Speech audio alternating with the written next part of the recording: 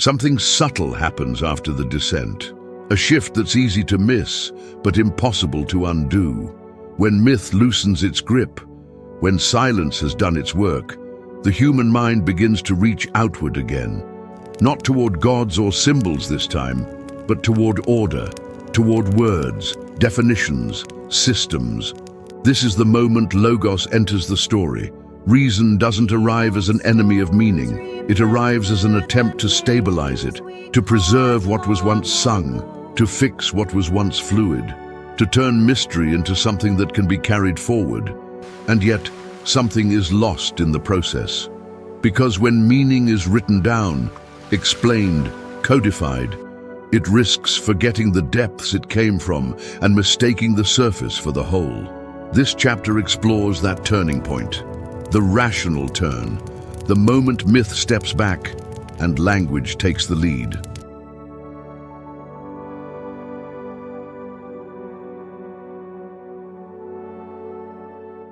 So, after all that descent, into myth, into self, into silence, something stirs. Not a leap, but a slow turning. Across cultures, you can feel it. The world begins to tilt. From mythos, the sacred stories, toward logos, the search to explain. Yeah, logos. Reason, logic, language, system. The urge to order things, to define, to explain, to categorize. Logos, not just logic, but the Greek for word, reason, even divine order. And slowly, the poetic becomes doctrinal. The fluid becomes fixed. It's not always a bad thing. Sometimes breakdown brings clarity. Take ancient Judah, when they discovered the Sefer Torah, the book of the law. It marked a turning point. Sacred truths, once passed through memory and ritual, were now etched in ink.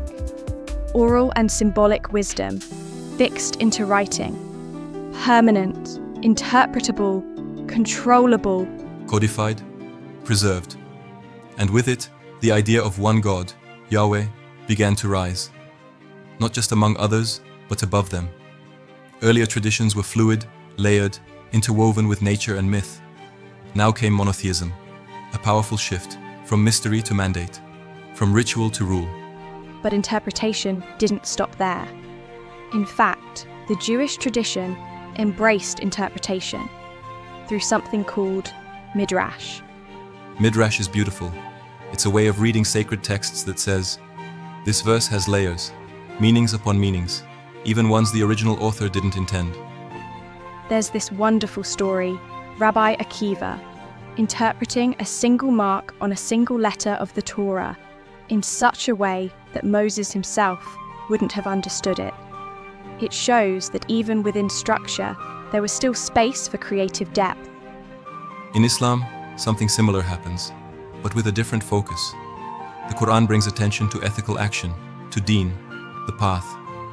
It's not about solving theology with logic puzzles. It's about how you live. Compassion, justice, humility. And then there's Christianity, where the tension between symbol and system becomes almost a fault line.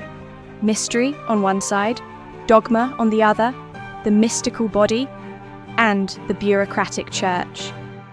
In the West, this tension intensifies, especially during the Middle Ages and the rise of scholastic philosophy. Think of Thomas Aquinas, trying to reconcile faith and reason. He argued you could reason toward God's existence, but God's essence? That was beyond language. Our concepts collapse under the weight of the infinite. And then came the Renaissance. The scientific revolution. The cosmos cracked open. Copernicus dethrones Earth. Galileo points his telescope toward the stars. Newton writes the laws of motion. And suddenly, the world looks mechanical. Incredibly beautiful, but also disturbingly empty. Not full of gods or spirits, but of forces, particles, a universe no longer listening, just expanding. And some thinkers lean hard into that. De Holbach, for instance, an Enlightenment philosopher who said, basically, religion is superstition, science is truth. Case closed. But not everyone accepted it. Some saw what was being lost, the symbolic, the sacred, the soul. And in response, they turned. Some back toward evangelical faith, others toward romanticism, or psychoanalysis, or poetry. Different ways of keeping the inner world alive. One of the most fascinating voices was Ludwig Wittgenstein. He said, science and religion aren't two sides of the same coin. They're different language games entirely. Right, and trying to prove God using scientific evidence, he said, was like trying to play chess with the rules of rugby. It misses the point. And maybe that's the heart of this whole shift, from myth to logos. We didn't kill myth. We just tried to play it in the wrong register. That brings us back to Jung, actually. He believed that even when the outer forms of religion fell away, the archetypes remained. The mythic patterns were still there, just beneath the surface, shaping how we dream, how we desire, how we suffer. And Jung once said something surprising about Kant, the Enlightenment philosopher who basically dismantled metaphysics. Jung said Kant might have closed the door to knowing God with reason, but in doing so, he opened a door inward to who is doing the knowing. Exactly. Suddenly it wasn't just about the cosmos or the creed. It was about the thinker, the subject, the inner lens shaping the world and shaping you. And that shift from the world as it is to the world as it's perceived, that's going to matter a lot in what comes next. Because as we push deeper into modernity, into evolution, psychology, artificial intelligence, we're going to keep returning to that core question. Who or what are we really? And is there any way back to the kind of meaning we used to find in myth, without abandoning what we've learned through logos? That's the path forward. Not myth versus reason, but something that includes both. Something we're going to explore more deeply as this series continues. And now, something new begins to stir. Not myth, not reason, but the bridge between. Uni-Ego emerges from the shadows. So, myth gave way to reason. Logos rose.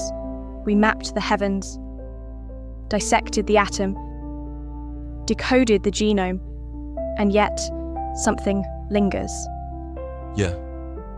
For all our science, all our structure, we're not done with story. In fact, we're saturated in it. From Marvel films to conspiracy theories, TikToks to personal brands, we're still telling myths. We've just changed the costumes. The ancient gods are gone, but the archetypes, they're everywhere. The hero, the savior, the trickster, the fallen angel. Scroll your feed for 5 minutes. You'll see them all. And it's not just pop culture. Even politics is mythic now. Good versus evil. Redemption arcs. Chosen ones. We frame reality in story, even when we pretend we're being purely rational. Which makes you wonder, did myth ever really disappear? Or did it just go underground? Maybe what we're seeing now is a return, not to primitive myth, but to its deeper function, to remind us what can't be fully explained by data alone. Things like love, grief, wonder, things that don't fit into a spreadsheet. And this is where Uni-Ego begins to stir, because we're not heading back to myth. We're heading through it, carrying its insights into a world that desperately needs integration. It was never myth versus reason, nor heart against mind, but something deeper, that cradles both, like two hemispheres of one awakening soul. Because what we've been tracing in this episode, from descent to stillness to awakening, isn't just the story of ancient humans. It's a blueprint for us now. We're in a moment of global crisis, ecologically, psychologically, socially, and the myths that once guided us are fragmented. The logos we built is powerful, but it's not enough on its own. Maybe this ecological, cultural crisis is our collective underworld, a descent we didn't choose, but might still survive, if we find the courage to bring something back. What we need now is synthesis, a way of seeing that's rational and symbolic. that remembers the wisdom of the old stories, without being trapped by them. That's the direction we're headed. And in the next episodes, as we explore evolution, migration, culture, religion, and the birth of written language, we'll see how the human story unfolds, not just as a discovery, but as a recovery of something we once knew. So maybe we'll leave you with this. In a world full of noise and fragmentation, can you still hear the echoes? And can you follow them home?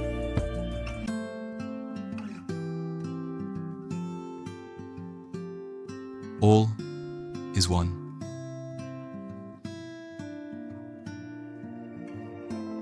Myth carried us out of the dark. It gave storms a voice, the sun a name, death a meaning, and life a purpose. But myth was never really about the gods. It was about us, our fears, our longings, our refusal to face chaos without meaning. Every myth was a mirror, reflecting the struggles of being human, our need for belonging, our search for order, our hunger for transcendence. And myth has never gone away.